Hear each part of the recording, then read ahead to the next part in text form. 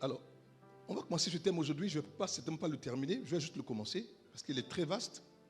Et cette année, notre sujet de prédication, ce sera le Christ. Et le thème principal, c'est « On a vu son étoile ». On va parler de notre Seigneur. Parce que tout l'évangile, c'est lui. Donc, j'annonce les couleurs pour qu'on comprenne que ceux qui aiment Dieu, là, cette année, seront servis. Alors, avec qui navigues-tu? Regarde. Naviguer vient du mot latin navigare et veut dire voyager sur l'eau, voyager dans l'air ou voyager dans l'espace.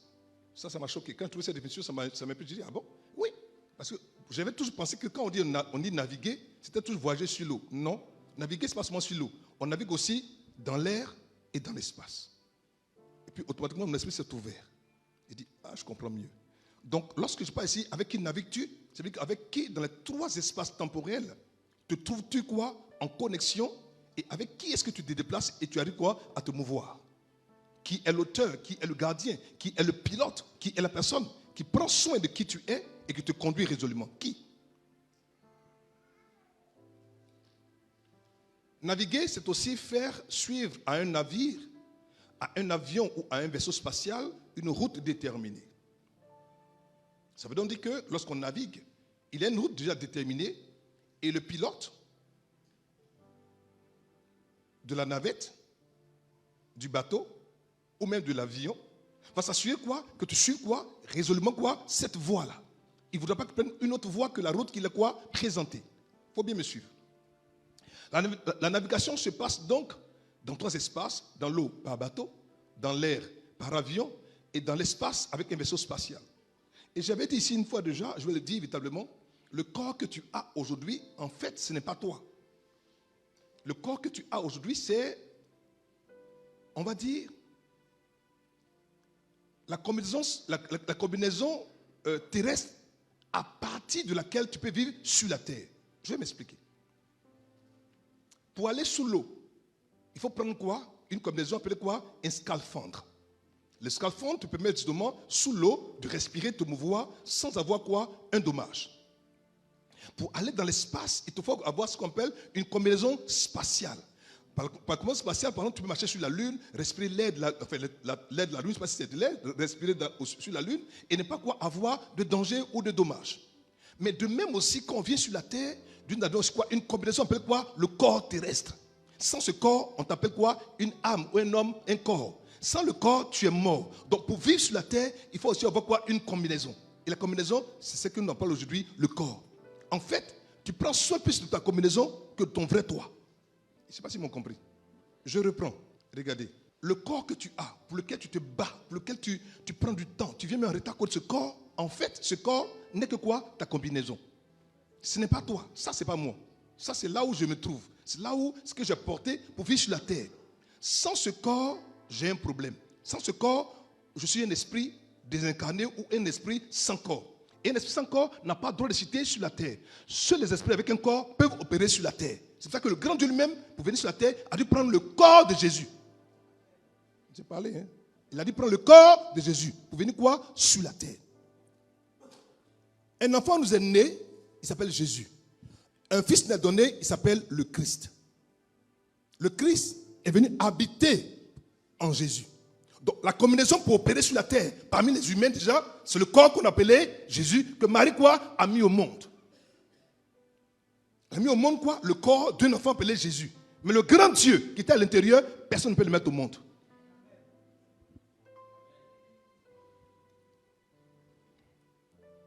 Donc si pour aller sous l'eau, il faut un scaphandre. Pour aller dans les cieux, il faut ce qu'on appelle une combinaison spatiale. C'est-à-dire que pour vivre sur la terre, il faut un corps. Donc fais attention à comment tu gères ce corps. Ton meilleur allié sur la terre, c'est ton corps. Si tu le détruis, tu ne pourras plus rien faire sur la terre. Peu importe ce que tu vas avoir comme projet, si ton corps est malade, tu perds tout. C'est pour ça qu'on est malade, on n'a même pas envie de manger. Donc mon bonheur est lié à comment je gère mon corps. Avec qui? Question pour trouver la personne ressource qui nous guide, qui nous conduit dans la navigation pendant le voyage que nous effectuons. Qui est le pilote? Qui est l'assistant? Qui est la personne qui prend le contrôle de ta vie et qui la conduit dans un sens ou dans un autre sens? Avec qui tu navigues? De la réponse à cette question dépendra l'issue du voyage, la navigation que tu vas entreprendre maintenant. Depuis le jour où tu es né, tu as commencé ta navigation. Jusqu'au jour où tu as ta référence, tu auras fini ta navigation. Mais question, de ce moment où tu es né, au moment où tu es censé repartir, qui est le maître de la navigation de ta vie? Qui est le maître du voyage de ta vie? Qui contrôle la décision de ta vie? Qui est la personne qui a le droit de parler sur ta vie? À qui tu as confié le sens, l'orientation, je vais dire le pilotage, la conduite de ta vie sur la terre? Qui et à qui tu l'as confié? Mes enfants, je vous en supplie. La Bible précise que quand le Seigneur viendra, les hommes mangeront, les hommes achèteront, les hommes se marieront, les hommes travailleront, les hommes trafiqueront. Il viendra et il partira. Donc ça veut dire que ce sera un jour ordinaire. La question, c'est de savoir quand il viendra, dans quelle posture, dans quelle position il me trouvera. Dans quelle posture et dans quelle position? Je vais présenter le tableau de traversée du texte qu'on a lu pendant la traversée. Regardez. C'est la traversée donc de l'apôtre Paul, de Luc le médecin bien-aimé, d'Aristarque le Macédonien, qui, ma foi, devait quitter justement Sidon, donc la partie, on va dire orientale justement de la Palestine, et ensuite arriver jusqu'à Rome, en partie en Italie, en passant par Malte. Donc, qu'est-ce qui s'est produit? Alors, après le départ de Sidon, c'est-à-dire Myra en Lycie, que le centenier Julius de la cohorte Auguste va trouver et embarquer les 276 personnages sur un navire d'Alexandrie pour aller à Rome. Voici le tableau de comment ce navire était composé. Regardez. Le centenier, qui représentait les forces de l'ordre, l'autorité supérieure, représentant l'empereur. C'est un peu comme le président du navire. Continuons. Les soldats, qui est la force d'exécution des ordres de l'empereur César par le centenier. Donc les soldats sont là quand le centenier dit une chose, eux sont là pour s'assurer que ce qui est dit sera exécuté. Ensuite, le patron du navire, celui qui était le propriétaire du navire, le détenteur de l'argent du bateau. C'était l'homme le plus riche, un peu comme le financier, le directeur, le ministre de l'économie du bateau. Le pilote. Le pilote, c'est le qualifié, c'est celui qui est le navigateur expérimenté. C'est le spécialiste de la mer et celui qui maîtrise la traversée. Donc sans lui, on ne peut pas conduire ce bateau. C'est lui, un homme qui est à l'école, qui maîtrise. Quand on monte dans un avion, assurément, il y a un pilote. Ce pilote, on sait, et on a assuré qu'il a certainement quoi? Ses diplômes. Mais ce qui est paradoxal, c'est que jamais on se demande de savoir s'il sait piloter ou pas. On fait confiance au pilote et puis on s'assoit quand même, puis on dit on va arriver à Paris, on va arriver aux États-Unis. Pourtant, on n'a même pas la preuve que c'est vrai. Même quand on prend les pinasses pour traverser, pour aller de l'autre côté là, on est convaincu qu'on va traverser qu'il est bon. Pourtant, vous le regardez, monsieur, même là, il n'y a même pas quelqu'un qui peut piloter quelque chose. Mais on s'assoit dedans et on arrive. Les matelots, ce sont les ouvriers. C'est l'équipage qui maintiennent avec le pilote et conduisent le bateau. Maintenant, Paul l'apôtre, le prisonnier, qui doit voir l'empereur César, mais qui est lui quoi? Serviteur de Dieu, il est l'esclave de Jésus-Christ de Nazareth. Maintenant, les compagnons de Paul, qui sont nommés, Luc le médecin, et Aristarque le Macédonien de Thessalonique. Celui-là, les deux, lorsqu'on les regarde déjà, on est convaincu que tellement ils aimaient Dieu, que tout ce qui arrivait à Paul, était prêt à le subir avec Paul. Ça, c'était l'amour. Cet amour-là, vraiment, c'est très rare. Des gens qui acceptent vraiment qu'on les mette en prison avec quelqu'un qu'ils aiment, à cause de l'amour de Dieu. Et ce qui m'a choqué, ce n'était pas des juifs. Luc n'est pas juif. D'aucuns disent qu'il est syrien. D'aucuns disent qu'il est grec. Mais Luc, il a parlé c'est lui qui a écrit le livre de Luc, qui a écrit aussi l'Acte des Apôtres, mais il n'a même pas parlé de lui dans ces deux épîtres. C'est Paul qui a mentionné Luc dans ses épîtres. Mais Luc lui-même, dans ce qu'il a écrit comme Acte d'apôtre et dans l'évangile de Luc, il n'a jamais parlé de lui. C'est un grand mystère. C'est un homme mystérieux. Les autres prisonniers, c'est l'ensemble de la société dans son entièreté. Tous les autres hommes, avec leurs défauts, leurs crimes étaient représentés. Il y avait de tout là, des braqueurs, des voleurs, des violeurs, des menteurs. Tout ça était dedans. Les autres prisonniers là, chacun avait son crime et puis il était sur le bateau. Donc ce bateau, en fait, représentait quoi? La société que nous sommes aujourd'hui. Ce bateau-là, c'est l'Église. Ce bateau-là, c'est notre vie, à nous tous. On va lire notre premier texte. Acte 27, verset 9 à 36. Un temps assez long s'était écoulé et la navigation devenait dangereuse, car l'époque même du jeûne était passée. C'est pourquoi Paul avertit les autres en disant: ô homme, je vois que la navigation ne sera pas sans péril et sans beaucoup de dommages, non seulement pour la cargaison et pour le navire, mais encore pour nos personnes, mais encore pour nos personnes, mais encore pour nos personnes, mais encore pour nos personnes. Continuons, verset 11. Le centenier écouta le pilote et le patron du navire plutôt que les paroles de Paul. Et comme le port n'était pas bon pour hiverner, la plupart furent d'avis de le quitter pour tâcher d'atteindre Phoenix, port de Crète, qui regarde le sud-ouest et le nord-ouest, afin de passer l'hiver. Un léger vent du sud vint à souffler, et se croyant maîtres de leur destin, ils levaient l'ancre et côtoyaient de près l'île de Crète. Mais bientôt, un vent impétueux qu'on appelle Eurachylon se déchaîna sur l'île. Le navire fut entraîné sans pouvoir lutter contre le vent, et nous laissâmes aller à la dérive. Nous passâmes au-dessous d'une île nommée Clauda, et nous eûmes de la peine à nous rendre maîtres de la chaloupe. Après l'avoir hissé, on se servit des moyens de secours pour ceindre le navire, et dans la crainte de tomber sur la Syrte, on abaissa les voiles. C'est ainsi qu'on se laissa emporter par le vent. Comme nous étions violemment battus par la tempête, le lendemain, on jeta la cargaison à la mer. Et le troisième jour, nous y lançâmes de nos propres mains les agrès du navire. Le soleil et les étoiles ne parurent pas pendant plusieurs jours, et la tempête était si forte que nous perdîmes enfin toute espérance de nous sauver. On n'avait pas mangé depuis longtemps, alors Paul, se tenant au milieu d'eux, leur dit: ô homme, il fallait m'écouter et ne pas partir de Crète afin d'éviter ce péril et ce dommage. Maintenant, je vous exhorte à prendre courage, car aucun de vous ne périra, et il n'y aura de perte que celle du navire. Un ange de Dieu à qui j'appartiens et que je sers m'est apparu cette nuit et m'a dit: Paul, ne crains point. Il faut que tu comparaisses devant César, et voici, Dieu t'a donné tous ceux qui naviguent avec toi. C'est pourquoi, ô hommes, rassurez-vous, car j'ai cette confiance en Dieu, qu'il en sera comme il m'a été dit. Mais nous devons échouer sur une île. La 14e nuit, tandis que nous étions ballottés sur l'Adriatique, les matelots, vers le milieu de la nuit, soupçonnèrent qu'on approchait quelque terre. Est-ce qu'on peut clamer Seigneur? Alléluia. Alors, voilà le texte qui nous réunit ce matin. Et au verset 10 déjà, vous allez voir que le capitaine du bateau, le centenier et tous ceux qui sont les hauts du bateau ne vont pas écouter les conseils que Paul va leur donner diligemment, mais vont plutôt se laisser conduire par les conseils du propriétaire du bateau. Et malheureusement, ils ne vont pas faire ce qui était convenable déjà, et ils vont se laisser entraîner par un vent léger, un petit vent qui est venu et qui a commencé à souffler dans les voiles. Et ça va leur donner à comprendre que oui, non, c'est bon, on peut partir.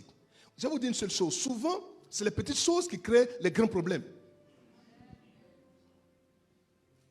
C'est les petites choses. Tu vois, c'est un petit projet, une petite affaire, c'est-à-dire que tu ne réalises pas bien. Si vous ne faites pas le jeu avec discernement, l'ennemi va vous piéger pour vous avoir. Donc, ce qui était semblé être pour eux un petit vent léger, et qui, ma foi, un petit vent léger chaud, qui a soufflé un peu les voiles, ils ont dit non, avec ça déjà, on peut gérer, nous sommes maîtres même de notre destin, on peut partir. Paul a dit non, ce n'est pas la période pour voyager, parce que cette période-là est dangereuse. Ils n'ont pas voulu écouter Paul. Mais pourquoi ils allaient écouter un homme qui était un prisonnier? Un homme qui, ma foi, n'était pas un spécialiste de la navigation, ce n'était pas un pilote de bateau. Mais pourquoi l'écouter lui? Mais ce qu'ils ne savaient pas, c'est que Paul vraiment était un homme qui voyageait habituellement sur les bateaux. Il avait donc l'expérience de voyage en mer. Vous allez comprendre ça plus tout à l'heure. Continuons. C'est-à-dire qu'il cherchait à savoir si Paul était quoi? Un spécialiste de la mer. Oui, il était pas spécialiste de la mer, mais Paul était quoi? Un spécialiste de naufrage. Je le prends. Paul n'était pas un pilote de bateau, mais c'est un spécialiste de naufrage. Pourquoi? Parce que Paul, plusieurs fois déjà, a fait naufrage. Et il savait comment un bateau qui, ma foi, va faire naufrage, à quelle période il faut voyager et quand il ne peut pas voyager. Il le savait. À cause de quoi? De l'habitude. Donc, il y a des fois où des hommes, vous allez les voir, ils n'ont pas la qualification, certes, on va dire, académique, mais ils ont l'expérience de ces choses. Je reprends. Vous allez voir des hommes qui, ma foi, n'ont pas une qualification, on va dire académie de quelque chose, mais peuvent avoir quoi? Un conseil avisé, un conseil sage. Si vous les suivez alors, vous allez éviter beaucoup de périls. Mais le centenier a préféré quoi? Le conseil des hommes que celui de l'homme de Dieu. Cette année, fais attention à qui te conseillera, à qui t'orientera, à qui te conduira et à qui va te donner des conseils pour conduire ta vie. Si tu te laisses dire non, j'ai appris que c'est un grand spécialiste et que tu laisses induire en erreur, tu vas passer à côté de ta bénédiction. Les enfants, je vais vous dire une chose. Si Dieu a voulu que dans l'église, il y ait les 5 ministères, c'est que les 5 ministères ont un rôle important à jouer dans la vie de l'église. Si Dieu a permis que ces 5 ministères soient là, soient opérationnels, parce que Dieu sait que sans ces 5 ministères, l'église sera quoi? En péril. Donc pourquoi ne pas faire l'effort d'écouter ce que Dieu a donné aux hommes qui établissent sur vous, que d'écouter les hommes du monde qui ne connaissent rien. Même si le monde les reconnaît comme étant des qualifiés. Il peut ne pas avoir la qualification requise, mais il peut avoir l'esprit et la sagesse requise. Que tu veux? Qu'est-ce que tu veux? Le diplôme ou la sagesse de Dieu? À l'heure de l'épreuve, vers qui vous tournez-vous? À l'heure de l'épreuve, vers qui tournez-vous vos regards? À l'heure de l'épreuve, vers qui criez-vous? À l'heure de l'épreuve, qui vous allez voir pour avoir conseil? Quand vient l'adversité, vers qui on crie pour dire je veux de l'aide? Revoyez aujourd'hui ce qui vraiment domine votre vie. Quand des gens disent que je n'ai pas besoin de ça, c'est ma vie privée. Ça, c'est ma vie privée. Papa, j'aime mon côté spirituel, mais le reste, ça ne m'intéresse pas. Oui, moi, là où tu me mets, je reste. Oui, la façon dont tu me prends, je reste là, je ne force pas. De loin, je prie pour toi. Mais la façon dont tu me déposes là, je reste là. Si tu estimes que ta vie sentimentale, ta vie financière, je n'ai pas le droit d'avoir un regard dedans, gloire à Dieu. Tu es grande, vas-y. Mais je te dis une seule chose. L'endroit où le secteur de ta vie que tu ne donnes pas à Dieu n'est pas gardé par Dieu.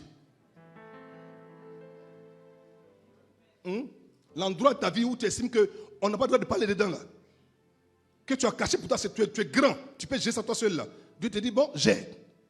Quand va venir l'adversité, que tu as dit, Seigneur, il va te dire, non camarade, c'est ton endroit, j'ai.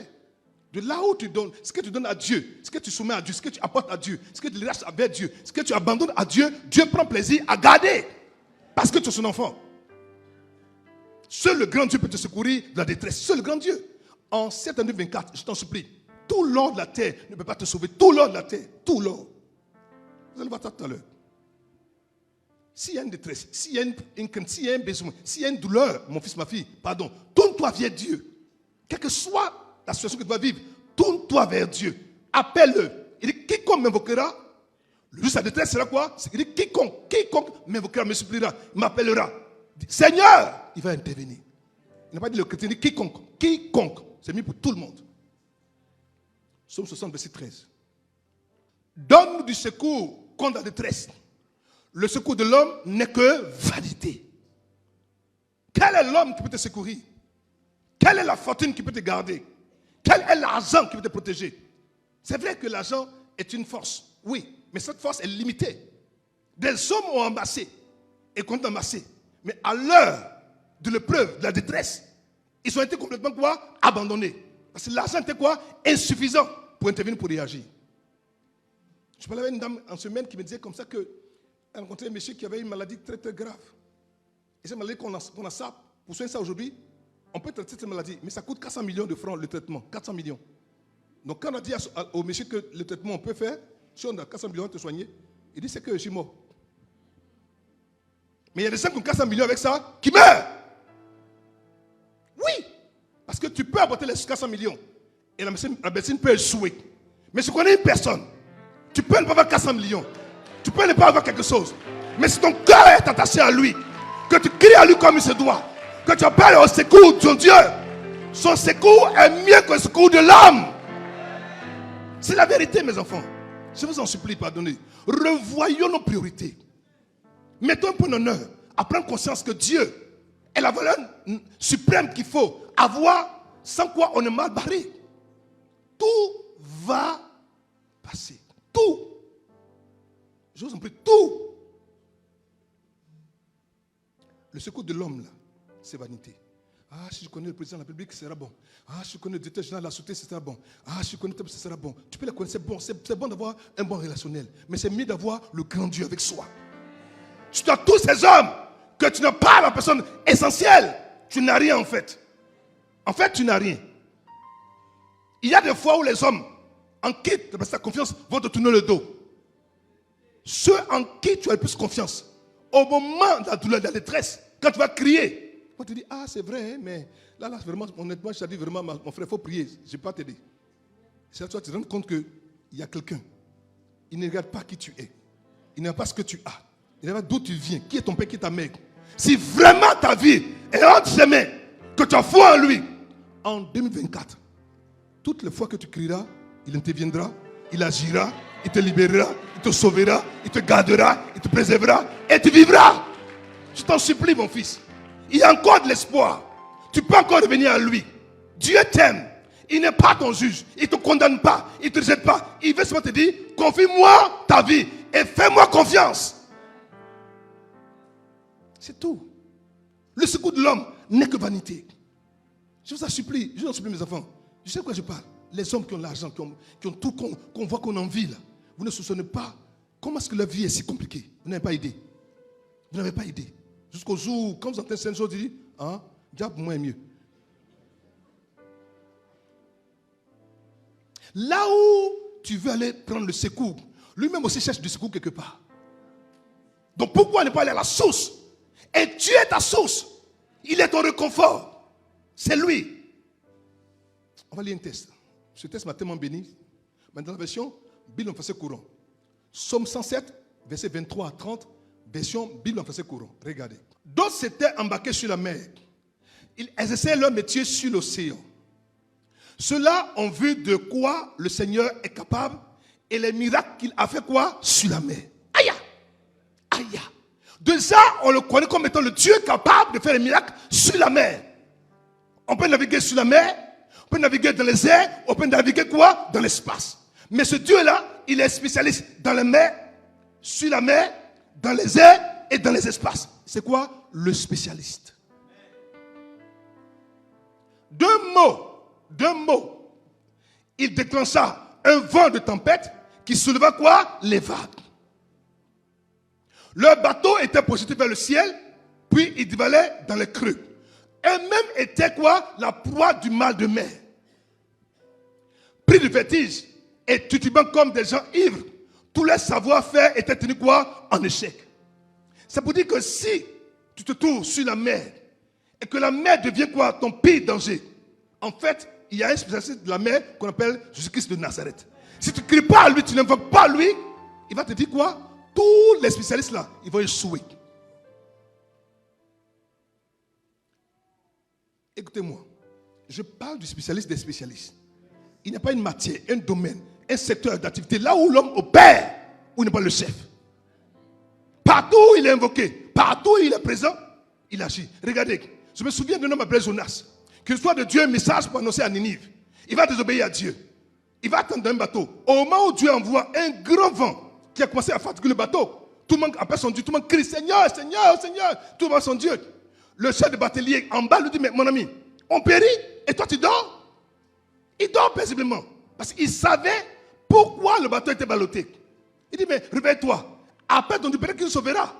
Il dit, non, je sais pourquoi c'est comme ça déjà. Je m'appelle Jonas, je suis un prophète. Dieu m'a dit, il a fait quelque chose pas voulu faire, c'est pour ça que c'est comme ça. Il dit, ah bon, mais qu'est-ce que je dois faire pour qu'on soit en paix? Il dit, prends-moi, je te monte dans la mer. Prends-moi, je te monte dans la mer. Ah bon? Donc la mer avait quoi? Avait un candidat? La mer avait une demande? Oui, la mer avait une demande. La mer ne voulait pas que cet individu parte l'endroit où il partait. Ils l'ont pris, qu'est-ce qu'ils l'ont jeté? La mer s'est calmée. Dans le cas de Jonas, il fait quoi? Un sacrifice. Afin que la mer se calme. Un homme doit donner pour que la mer se calme. Mais dans le cas que je parle maintenant là, c'est mieux qu'un sacrifice. Je viens. Continuons. Alors, dans leur détresse, ils appelaient le Seigneur à leur secours. Et lui les tira du danger. Quand il y a le danger, qui tu appelles?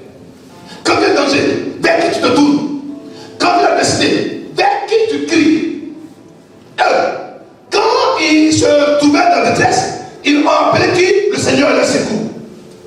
Ils ne se sont pas trompés de pilote. Ils ne se sont pas trompés du capitaine de leur vie. Ils ont crié quoi? Au Seigneur. Et qu'est-ce qu'il a fait quoi? Il est venu les tirer quoi? Du danger. Regardez ce qu'il va faire au verset 29. Il changea l'ouragan en brise légère et les vagues s'apaisaient. Je ne sais pas sur quel mètre tu es en train de voguer maintenant, ou sur quel mètre tu vas voguer en 2024. Mais je te dis un seul secret. Quelle que soit la mer que tu vas traverser, quel que soit la tempête que tu vas affronter déjà, n'appelle pas autre chose une autre personne que quoi? Ton Dieu. Si tu l'appelles à sa parole, à sa présence, la mer va se calmer. Souvenez-vous quand tu traversais là, qu'est-ce que c'était avec l'apôtre dans la barque, il traversait le lac Tibériade. Une tempête s'est levée et la barque est en train de couler. Seigneur, Seigneur, sauve-nous, on périt. Est-ce que Christ était un pilote de bateau? Est-ce que Christ était marin? Est-ce que c'est un homme qui sait comment on gère les bateaux? Il dormait. On le réveille. Il se réveille. Il dit, vent, arrête. Tais-toi. Calme-toi. La Bible dit quoi? Il y a eu un grand calme. Mes enfants, je peux avoir avec moi, dans mon bateau, dans ma vie, un homme capable de parler au vent, de parler à la terre, de parler à l'air, que d'avoir quoi? Le plus grand de tous les marins. Ce matin, je vais t'exhorter à revoir et à replacer les priorités de ta vie. C'est que si à l'époque ton priorité de ta vie était ton papa, ta maman, change! Mets Dieu en priorité!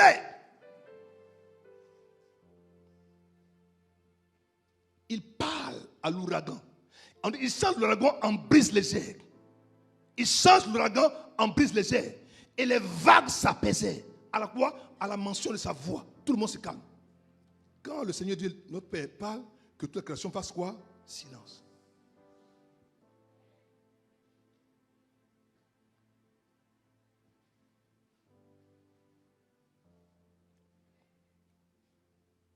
Ils purent se réjouir du calme revenu et le Seigneur les conduisit quoi? À bon port.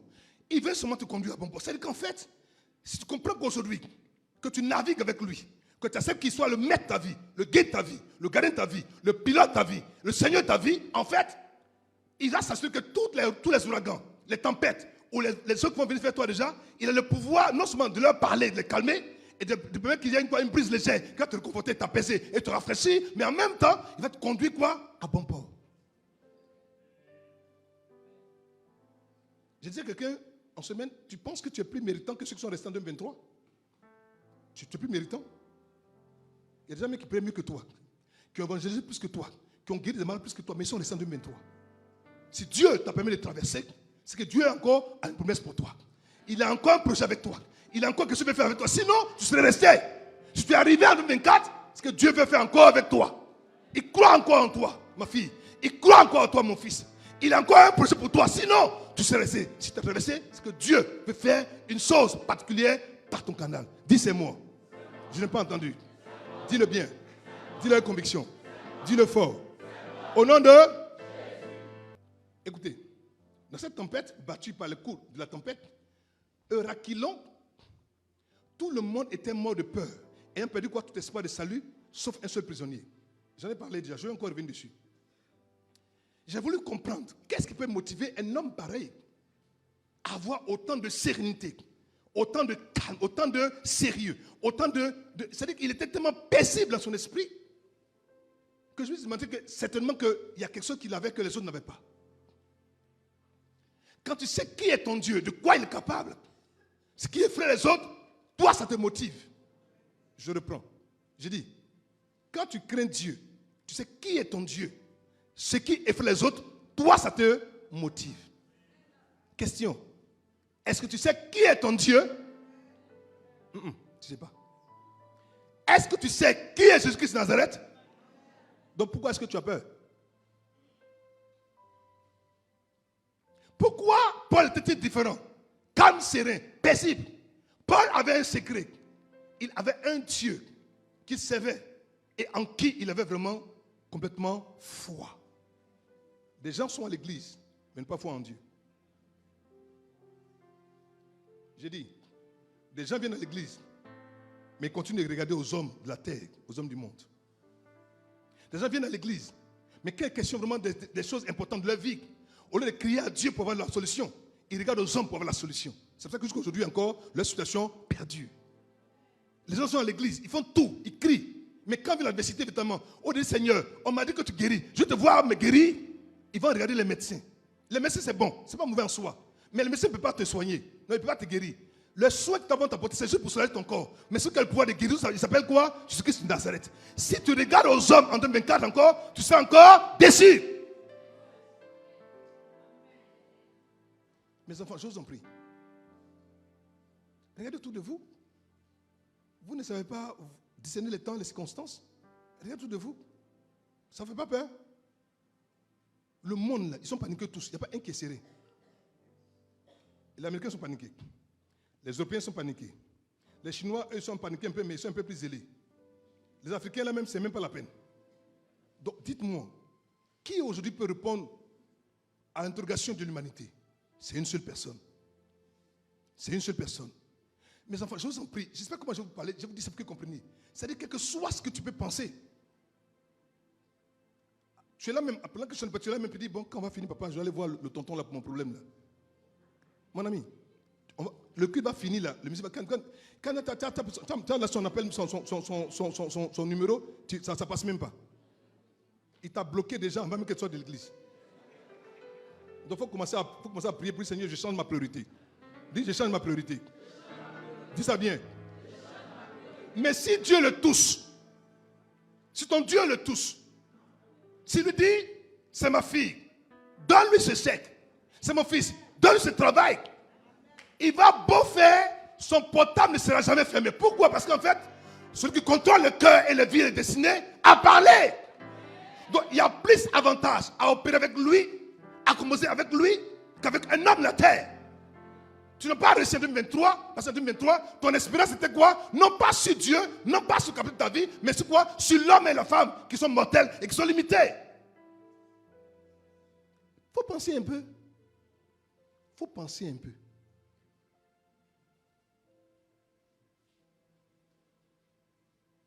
Moi, je dis ça toujours. Je suis orphelin de père et de mère. Je n'ai pas papa et pas maman. Donc là où je suis arrivé, moi, je n'ai pas le choix. Même si mon papa et maman étaient là, mais ils ne peuvent pas m'aider. Oui, même si son président ne peut pas m'aider. Depuis tout petit, j'ai compris. Mon père m'a dit un jour, j'avais 9 ans, 8-9 ans. J'étais en classe C2, il m'a fait asseoir. Il dit, tu sais que dans ma région, je suis le seul qui soit parti à l'école. J'ai dit, ma papa, je ne sais pas. Il dit, bon, je te le dis. Il dit, je travaille, mais chez moi, il y a 32 personnes. 32. C'était une maison de 3 chambres salons. 32 personnes qui dorment dedans. Donc, imaginez un peu la proportion. Donc, où nous on dormait, imaginez-vous déjà. Il dit, écoute, si tu travailles bien à l'école, tu pourras mieux t'habiller, tu pourras mieux manger, tu auras une bourse, tu vas t'habiller. Si tu ne vas pas bien à l'école, ça te risque de périr. Il m'a dit ça à l'âge de 9-10 ans. Mon père m'a parlé. Il m'a parlé. Ça m'a sauvé. Écoutez, je vous dis une fois, il y a des fois, il faut exposer vos enfants à la vérité. J'ai dit, j'étais petit. Il m'a parlé comme une grande personne. Et ça m'a amené vraiment à travailler diligemment à l'école. Et j'ai eu mon entrée en 6e. J'ai eu ma bourse. Donc, chaque 3 mois, on me donnait 12 000. Il était 12 000 là. Je ne prends pas 5 francs, c'est pour toi, il faut gérer. Donc, j'ai compris que si je travaille, j'ai mon argent. Si je ne travaille pas, je n'ai rien. Mon père, il m'a dit ça pendant qu'il était encore petit. Maintenant, lui, là même là, s'il m'a dit déjà qu'il ne peut rien faire pour moi, que moi-même, quand me sauver. Donc, non, mon ami, donc si lui me dit moi de me sauver, donc ce n'est pas. Attends, je ne vais pas m'amuser avec ça. Depuis ce jour qu'à maintenant, j'ai appris à compter sur Dieu et non sur les hommes. Mon fils, ma fille, compte sur Dieu et non sur les hommes. Compte sur Dieu et non sur les hommes. Compte sur Dieu et non sur les hommes. Compte sur Dieu et non sur les hommes. Compte sur Dieu et non sur les hommes. Les hommes sont changeants. Aujourd'hui, quand ton message est doux, ils vont t'aimer. Mais quand le message a changé, ils vont te dire, mais tu es qui? Mais Dieu, il est éternel. Son amour ne change ni aujourd'hui, ni demain, ni après-demain. Il reste quoi? Le même. Mon fils, Jésus est mieux. Jésus est mieux, Jésus est mieux. Jésus est mieux. Jésus est mieux. Jésus est mieux. Jésus est mieux. Jésus est mieux. Alléluia.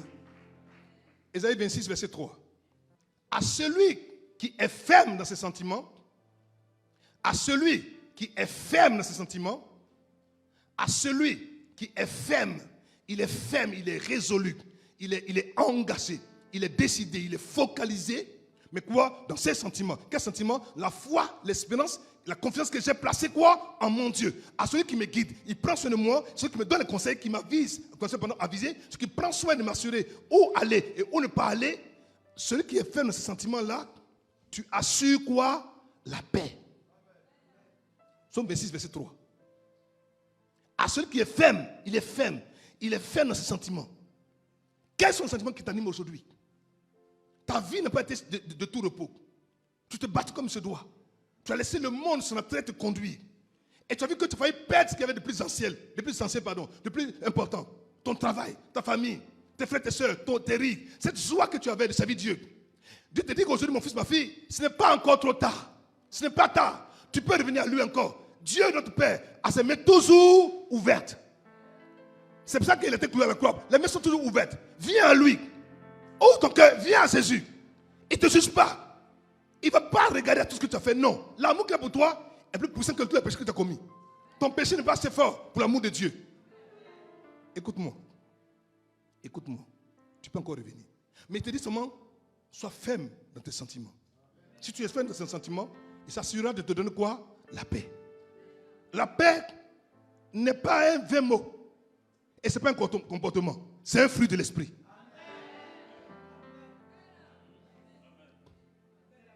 C'est le deuxième caractère de Dieu. Dieu est amour, Dieu est paix et Dieu est joie. Et si on prend Dieu trinitaire, là, Dieu amour, c'est le tel caractère de Dieu Père, Dieu source.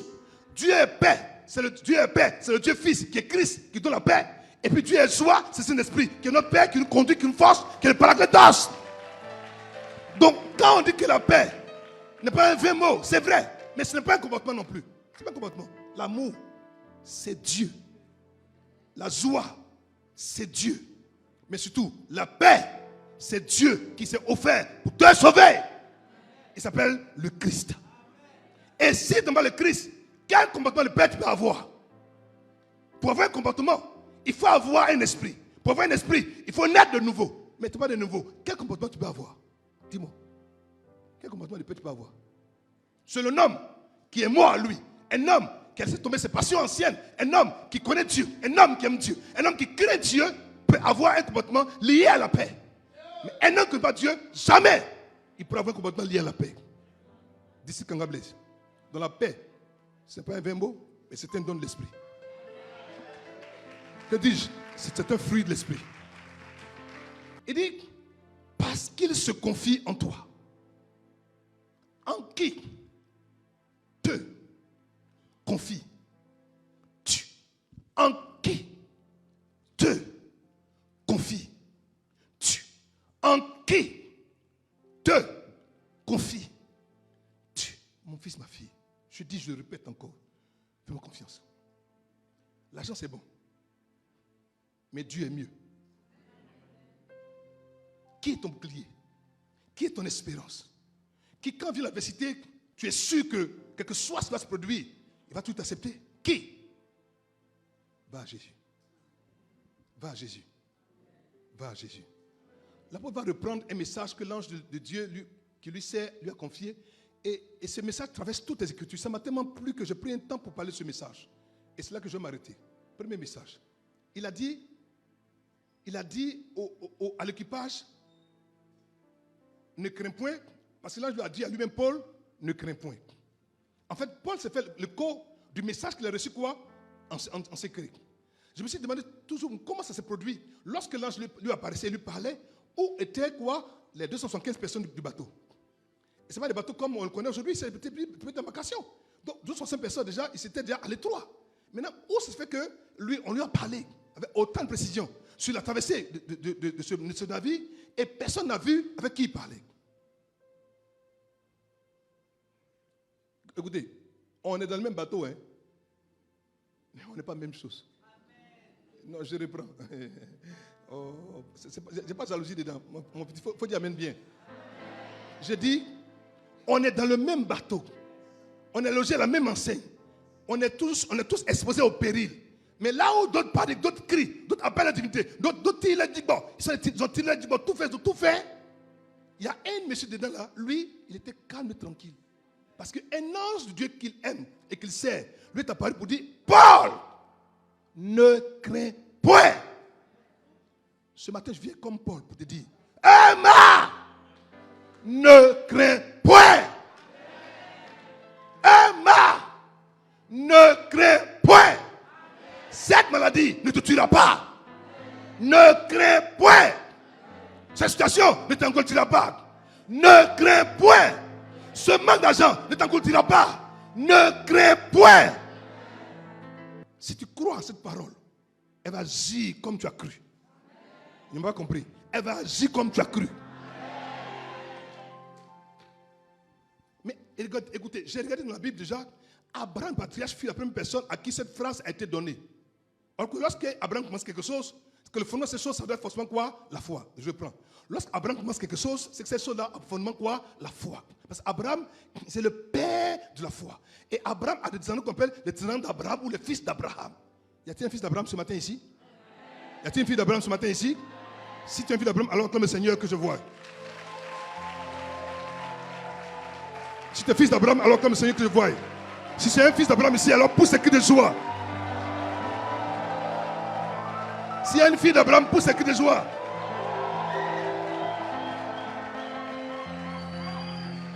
Alléluia. Mes enfants, dans cette marche du 1er janvier jusqu'au 31 décembre, c'est une navigation. Nous naviguons. Mais assieds-toi à naviguer quoi? Avec le bon capitaine, la bonne personne, le bon guide, le bon pilote. Celui-là même qui, quand que soit la tempête, la tornade, n'a pas peur.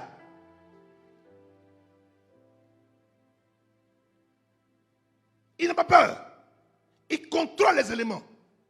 Il contrôle la terre, il contrôle les airs, il contrôle les sols, il contrôle tout. C'est le Créateur. Le Créateur. Genèse 15, verset 1. Genèse 15, verset 1. Après ces événements, la parole de l'Éternel fut adressée à Abraham dans une vision. Et il dit, Abraham, ne crains point. Je suis ton bouclier. Et ta récompense sera très grande. Dieu lui parle. Pourquoi? Parce que Dieu a parlé à Abraham. Parce qu'Abraham avait peur. Il avait vaincu avec ses 316 serviteurs. Il avait cogné, il avait battu le roi de Sodome, le roi de Gomorrhe et le roi de Kedalaomer. Et il s'est dit, mais après il va battu, peut-être qu'ils vont vouloir vraiment prendre revanche contre moi. Donc il avait quoi? Il craignait. Donc Dieu, dans une vision, lui apparaît et dit, Abraham, lui Seigneur, il dit, ne crains point. Ne crains point. C'est ça des royaumes. Mais tu es plus puissant que des royaumes. Si tu as pu le battre avec 318 serviteurs, c'est qu'Abraham, ils ne peuvent rien contre toi. Si Dieu a parlé au grand Abraham, l'homme de foi, il dit ne crains point, mon fils. C'est que nous tous là même, on a besoin de confiance, on a besoin d'assurance, on a besoin d'être rassuré. Mon fils, ne crains point. Ma fille, ne crains point. Emma, ne crains point. Mon ami, ne crains point. Ma soeur, ne crains point. Mon frère, ne crains point. Ma famille, ne craignez pas. Dieu l'a rassuré. Dieu l'a encouragé. Dieu l'a motivé. Parce que c'est une parole qui vient quoi? Pour mettre comme un baume sur ton cœur. Quand tu travailles un moment difficile et tu sais que cette affaire, c'est pas prison, c'est compliqué déjà, et que Dieu t'a dit ne crains point, c'est comme si on t'a donné quoi? Une force divine. Mon fils, je te dis ce matin, ne crains point. Peu importe ce que 2024 va présenter, toi, tu ne seras pas touché. La seconde fois où Dieu a donné cette phrase, ne crains point, c'est à une femme appelée Agar. Agar, c'est la concubine d'Abraham, qui dans quelques circonstances a bénéficié de la largesse encore de sa maîtresse et qui pense qu'elle est arrivée.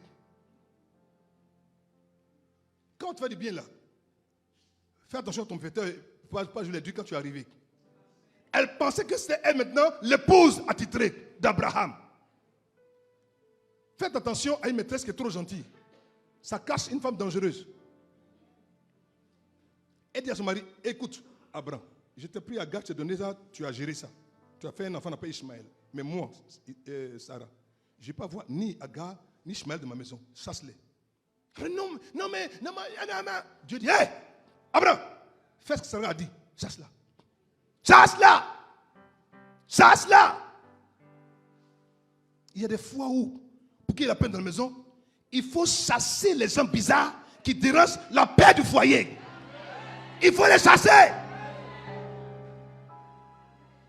Parce que tu as vu les noumans de mon mari, tu penses qu'on est pareil? Tu penses qu'on est même chose? Chasse-la! Chasse-la!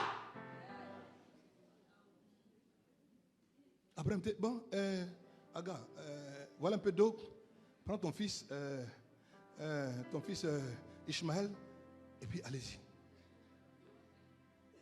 Regardez comment Dieu fait des choses. Souvent on dit, mais Dieu même, il est cruel. Il n'est pas cruel. Si l'enfant restait là, il allait fatiguer le petit là. On l'a chassé. Mais en partant, l'enfant partait avec sa mère. Mais il a oublié que l'enfant portait en lui le sang d'Abraham. Il partait, loin de son père. Mais il ne partait pas séparé de son père. Arrivé à un endroit, la mère voit que son fils va mourir. Elle dit, je vais m'éloigner pour ne pas le voir mourir. Regardez. Elle va pleurer, elle. Mais ce n'est pas Dieu qui va l'entendre. Dieu va entendre non pas ses cris, mais les cris du fils appelé Ishmaël. On va le tester. Regarde. Genèse 21, verset 14 à 17. Abraham se leva de bon matin, il prit du pain et une outre d'eau qu'il donna à Agar et plaça sur son épaule. Il lui remit aussi l'enfant et la renvoya. Elle s'en alla et s'égara dans le désert de Beersheba. Elle s'égara, elle s'est perdue. Quand l'eau de l'autre fut épuisée, elle laissa l'enfant sous un des arbrisseaux. Continuons. Et elle alla s'asseoir vis-à-vis à une portée d'arc, car elle disait que je ne vois pas mourir mon enfant. Elle s'assit donc vis-à-vis de lui, éleva la voix et pleura. Dieu entendit la voix de l'enfant. Question, qui a pleuré? Ishmaël ou bien Agar? Donc tu ne peux pas crier, tu ne peux pas dire que ce soit Dieu.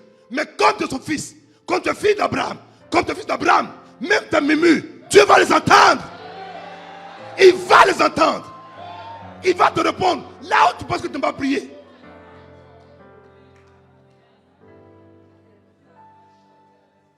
Dieu entendit la voix de l'enfant. Et l'ange de Dieu appela du ciel Agar et lui dit, qu'as-tu Agar? Qu'as-tu Agar? Qu'as-tu Agar? Agar, qu'as-tu? Non, tu savais que le monsieur m'a blagué, sa femme, il m'a fait un enfant, il m'a chassé, et puis il se goûte doucement. Agar, ne crains point, car Dieu a entendu la voix de l'enfant dans le lieu où il est. Quelle voix Dieu a entendu? L'enfant est tenté de mourir. Mais parce que l'enfant portait en lui la sémence du patriarche. Ce qui est de Dieu ne peut pas se perdre. Tu vas aller loin, quelque chose soit produit. Tu ne peux pas te perdre. Tu ne peux pas échouer. Tu ne peux pas passer à côté du bac. Tu ne peux pas te perdre. Peu importe ce qui s'est passé. Ton Dieu, à cause de l'homme qui crie pour toi, il entendra ta voix. La mère a pleuré. Mais Dieu entend la voix de l'enfant. Avec qui navigues-tu? Avec qui marches-tu? Avec qui évolues-tu? Avec qui passes-tu? Qui parle pour toi? Qui pleure pour toi? Qui crie pour toi? Qui fera que Dieu entendra tes soupirs et tes gémissements? Avec qui navigues-tu? Heureusement que Agar avait connu Abraham. Sinon elle serait morte. Si alors il y a en toi le dépôt de l'homme de vie, le Christ, le Seigneur, le Tout-Puissant, peu importe l'adversité qui va venir, peu importe l'endroit où tu seras placé, quand Dieu verra que c'est le fils d'Abraham qui s'est mis, l'ange viendra et l'ange dira, ma fille, ne crains point. Que Dieu vous bénisse.